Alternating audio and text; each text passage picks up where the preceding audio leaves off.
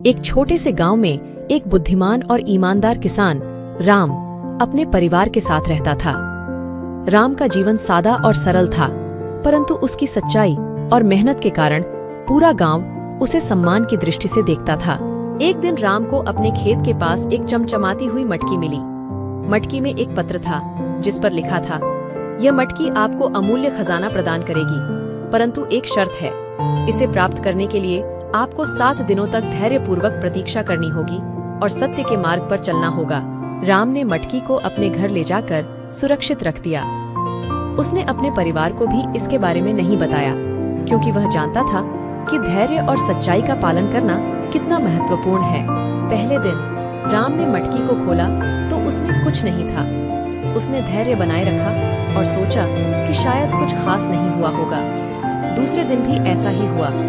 तीसरे दिन जब उसने मटकी खोली तो उसमें कुछ सोने के सिक्के मिले। राम ने सोने के सिक्कों को छुआ और वापस मटकी में रख दिया, यह सोचकर कि 7 दिनों तक प्रतीक्षा करनी चाहिए। गांव के कुछ लोगों ने राम को मटकी के बारे में चर्चा करते सुना।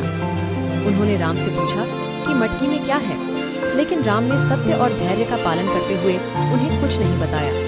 उसने कहा, मुझे नहीं पता कि इसमें क्या है, मैं केवल धैर्य और सच्चाई के साथ 7 दिनों तक प्रतीक्षा कर रहा हूँ। चौथे, 5वें और 6ठे दिन राम को मटकी में और भी मूल्यवान वस्तुएं मिली, परंतु उसने अभी भी किसी को इसके बारे में नहीं बताया।